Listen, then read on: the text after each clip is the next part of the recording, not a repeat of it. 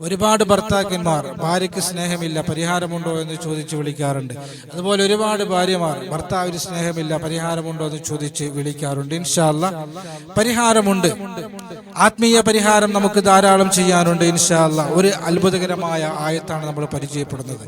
ഈ ആയത്ത് നമ്മൾ ഓതിയാൽ എത്ര പഴക്കമുള്ള പിണക്കവും എത്ര വലിയ ഈഗോയുള്ള ഭാര്യയാണെങ്കിലും ഭർത്താവാണെങ്കിലും അവരുടെ പിണക്കം മാറും, അവരൊന്നിക്കും, അവർ സ്നേഹിക്കും, അവർക്കിടയിൽ നല്ല കട്ട സ്നേഹമുണ്ടാകും. ഇൻഷാ അല്ലാഹ് നമ്മൾ പഠിക്കുകയാണ്. ഏതാണ് ആയത്തെന്നറിയാനും എങ്ങനെയാണ് നമ്മളത് ഓതേണ്ടതെന്നറിയാനും ഇൻഷാ അല്ലാഹ് മജ്ലിസ് മുഴുവനായും കേൾക്കുകയും ലിങ്ക് മറ്റുള്ളവരിലേക്ക് എത്തിച്ചു കൊടുക്കുകയും ചെയ്യുക. അള്ളാഹു അനുഗ്രഹിക്കുമാറാകട്ടെ. അഊദു ബില്ലാഹി മിനശ് ശൈത്വാനിർ റജീം. ബിസ്മില്ലാഹിർ റഹ്മാനിർ റഹീം. അൽഹംദുലില്ലാഹി വഖഫാ വസ്സലാമുൻ അലാ ഇബാദിഹിൽ ലദീന ഇസ്തഫാ മാ ബഅദ്. അല്ലാഹു സുബ്ഹാനഹു വ തആല നമ്മുടെ മജ്ലിസിനെ സ്വീകരിക്കട്ടെ. നമ്മുടെ ജീവിതത്തിൽ അല്ലാഹു സന്തോഷവും സമാധാനവും റാഹത്തും നൽകട്ടെ. ജീവിതത്തിൽ നാം അനുഭവിക്കുന്ന എല്ലാ സാമ്പത്തിക, ശാരീരിക, മാനസിക, പൈശാചികമായ വിഷമങ്ങളും പ്രയാസങ്ങളും അല്ലാഹു മാറ്റി തരട്ടെ. ആമീൻ ബിറഹ്മതിക യാ അർഹമർ റഹീമീൻ. പ്രിയമുള്ള സഹോദരങ്ങളെ, സഹോദരിമാരെ, അല്ലാഹു സുബ്ഹാനഹു വ തആല നമുക്ക് ഒരുപാട് അനുഗ്രഹങ്ങൾ നൽകുന്നുണ്ട്. വഇൻ തഉദ്ദൂ നിഅമത്തല്ലാഹി ലാ തുഹ്സുഹാ. അല്ലാഹുവിന്റെ അനുഗ്രഹങ്ങൾ എണ്ണുകയാണെങ്കിൽ തിട്ടപ്പെടുത്താൻ കഴിയില്ല. അത്രത്തോളം അനുഗ്രഹങ്ങൾ അല്ലാഹു നമുക്ക് ചുരിഞ്ഞു തരുന്നുണ്ട് എന്ന് വിശുദ്ധമായ ഖുർആൻ. ഈ ദുനിയാവിൽ, ഈ ഐഹികമായ ലോകത്ത് അല്ലാഹു നമുക്ക് നൽകുന്ന ഒരു വലിയ 4 അനുഗ്രഹങ്ങളുണ്ട്. ആ 4 അനുഗ്രഹങ്ങൾ കിട്ടിയാൽ അവന്റെ ജീവിതം സെറ്റായി എന്ന് അല്ലാഹുവിന്റെ റസൂൽ നബി മുഹമ്മദ് മുസ്തഫ. ഒന്നെന്താണെന്നറിയോ? ഒന്ന് നല്ലൊരു വീടാണ്. അല്ലാഹു നമുക്ക് വീട് തരട്ടെ. മറ്റൊന്ന് നല്ലൊരു വാഹനമാണ്. അല്ലാഹു നമുക്ക് വാഹനം നൽകട്ടെ. മറ്റൊന്ന് നല്ലൊരു അയൽവാസിയാണ്. അയൽവാസി വടക്കായാലും ജീവിതത്തിൽ സമാധാനം നഷ്ടപ്പെടും. എത്രയോ ആളുകൾ അയൽവാസികളുടെ ബുദ്ധിമുട്ട് മാറാൻ വേണ്ടി പരിഹാര മാർഗങ്ങൾ ചോദിക്കാറുണ്ട്. നല്ല അയൽവാസികൾ അത് അനുഗ്രഹമാണ്. അല്ലാഹു അങ്ങനെയുള്ള അയൽവാസികളെ നമുക്ക് നൽകട്ടെ. നാം മറ്റുള്ളവരുടെ നല്ല അയൽവാസികളാകാനും ശ്രമിക്കുക. മറ്റുള്ളവരുടെ കുറ്റം മാത്രം കണ്ടുപിടിച്ചിട്ട് കാര്യമല്ല. അല്ലാഹു ചിന്തിക്കാൻ തൗഫീഖ് തരട്ടെ. 4ാമത്തെ ഒരു അനുഗ്രഹം നല്ല ഭാര്യ. അൽ മർഅതു സ്വാലിഹ, നല്ല ഭാര്യയാണെന്ന് മുഹമ്മദ് മുസ്തഫ. നല്ല ഭാര്യ എന്ന് പറയുമ്പോൾ പുരുഷന്മാരെ സംബന്ധിച്ചിടത്തോളം വലിയ അനുഗ്രഹം നല്ലൊരു ഭാര്യയെ കിട്ടലാണ്. സ്ത്രീകളെ സംബന്ധിച്ചിടത്തോളം നല്ലൊരു അനുഗ്രഹം നല്ലൊരു ഭർത്താവിനെ കിട്ടലാണ് വലിയ അനുഗ്രഹം. അപ്പൊ നല്ലൊരു ഇണ, നല്ലൊരു തുണ, നല്ലൊരു ഭാര്യ, നല്ലൊരു ഭർത്താവ്, അത് ജീവിതത്തിന്റെ വലിയൊരു അനുഗ്രഹമാണ്. നല്ല ഭർത്താവ്, നല്ല ഭാര്യ എന്ന് പറഞ്ഞാൽ ആരാണ്? നന്നായി നിസ്കരിക്കുന്ന ഭാര്യ, നന്നായി നോമ്പെടുക്കുന്ന ഭാര്യ, നന്നായി ഖുർആൻ ഓതുന്ന ഭാര്യ, നന്നായി ഇൽമിന്റെ മജ്ലിസ് കേൾക്കുന്ന ഭാര്യ, അവളാണോ നല്ല ഭാര്യ? അവൾ ഭർത്താവിനെ സംബന്ധിച്ചിടത്തോളം നല്ലവളാവണം എന്നില്ല, നല്ല ഭാര്യ ആവണമെന്നില്ല. ഭർത്താവിനെ സംബന്ധിച്ചിടത്തോളം അവൾ നിസ്കരിക്കുന്നുണ്ടോ നോമ്പെടുക്കുന്നുണ്ടോ എന്നുള്ളതല്ല, നല്ല സ്നേഹമുണ്ടോ എന്നുള്ളതാണ് നല്ല ഭാര്യയുടെ അടയാളം. പല അടയാളങ്ങൾ നമുക്ക് കാണാൻ കഴിയും ഹദീസുകളിൽ. ഒരു വലിയ അടയാളം നല്ല സ്നേഹമുണ്ടാവുക എന്നുള്ളത് തന്നെയാണ്. സ്നേഹം ഉണ്ടെങ്കിൽ ബാക്കിയുള്ളതൊക്കെ ഉണ്ടാവും. സ്നേഹമുണ്ടെങ്കിൽ ബാക്കിയുള്ളതൊക്കെ ഉണ്ടാവും. അനുസരണ ഉണ്ടാകും, വിനയമുണ്ടാകും, ഉള്ളത് കൊണ്ട് തൃപ്തിപ്പെടലുണ്ടാകും, സംരക്ഷണമുണ്ടാകും, ഇബാദത്ത് ഉണ്ടാകും, ഒക്കെ ഉണ്ടാവും. സ്നേഹം വേണം.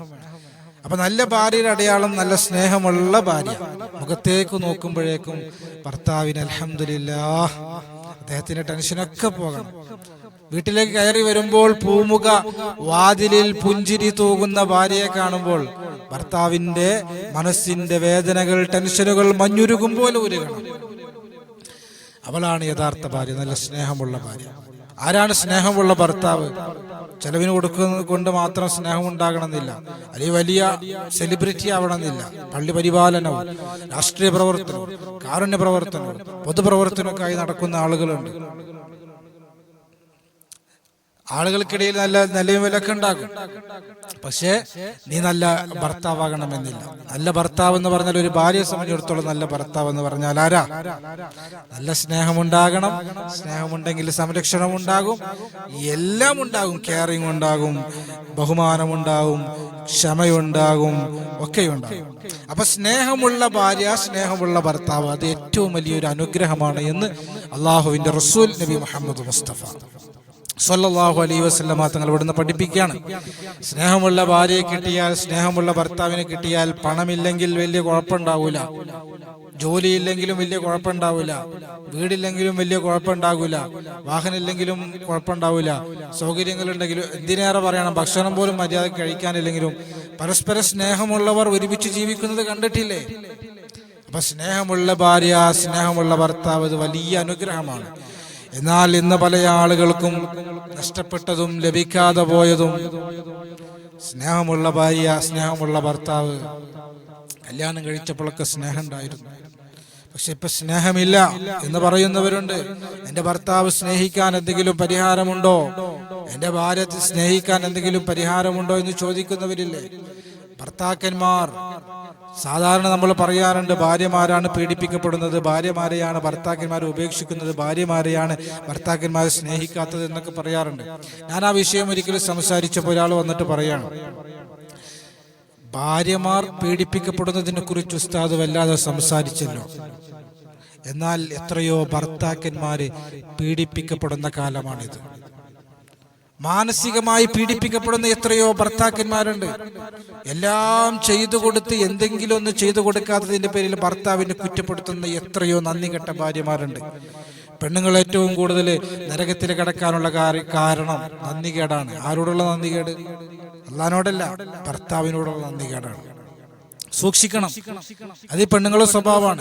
പ്രവാസികളായ എത്രയോ ഭർത്താക്കന്മാർ അവിടുന്ന് കഷ്ടപ്പെട്ട് അയച്ചു കൊടുത്തിട്ട് എന്തെങ്കിലും ഒന്ന് കുറവ് വരുമ്പോഴേക്കും ഭർത്താവിനെ സ്നേഹിക്കാതെ, ഭർത്താവ് നാട്ടിലേക്ക് വരുമ്പോൾ മുഖം കറുപ്പിക്കുക, ഭർത്താവ് ലീവിന് വരുമ്പോൾ പിണങ്ങി കഴിയുന്ന ഭാര്യമാർ, തിന്നിട്ട് ചോറ് എല്ലുമ്പ കുത്താന്ന് പറയില്ലേ, അങ്ങനത്തെ സ്വഭാവം കാണിക്കുന്ന പെണ്ണുങ്ങളുണ്ട്. ഭർത്താക്കന്മാർ പുറത്തു പറയും, പെണ്ണുങ്ങൾ പുറത്തു പറയും, എന്റെ ഭർത്താവ് അങ്ങനെയാണ്, എന്റെ ഭർത്താവ് ഇങ്ങനെയാണ്, സ്നേഹമില്ല, ഇതാണെന്നൊക്കെ പറയും.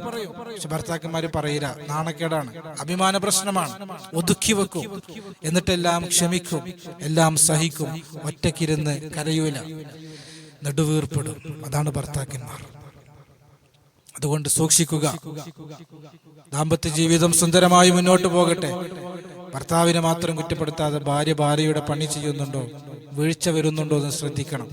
വളരെ ഗൗരവത്തോടെ ഓർമ്മപ്പെടുത്താൻ ആഗ്രഹിക്കുകയാണ്. അപ്പൊ സ്നേഹമുള്ള ഭാര്യ, സ്നേഹമുള്ള ഭർത്താവ്. ഇന്ന് സ്നേഹം കിട്ടുന്നില്ല എന്ന് പറഞ്ഞിട്ട് ആത്മീയ പരിഹാര മാർഗം ചോദിക്കുന്ന ധാരാളം ആളുകളുണ്ട്. അള്ളാഹുവെ, പടച്ചവനെ, ഞങ്ങളുടെയൊക്കെ ദാമ്പത്യ ജീവിതത്തിൽ നീ ബറക്കത്ത് നൽകണേ. ഒരൊറ്റ ആയത്ത് നമ്മൾ പഠിക്കുകയാണ്. പരിശുദ്ധമായ ഖുർആനിലെ സൂറത്തു ത്വാഹയിലെ അത്ഭുതകരമായ ഒരു ആയത്തുണ്ട്.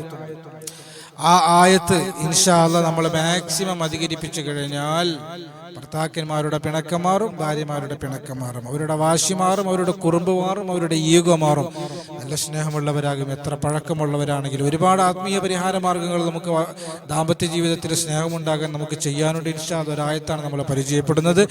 വൽഖൈതു അലൈക മഹബ്ബതം മിന്നി വലിതുസ്ന അലാ ഐനി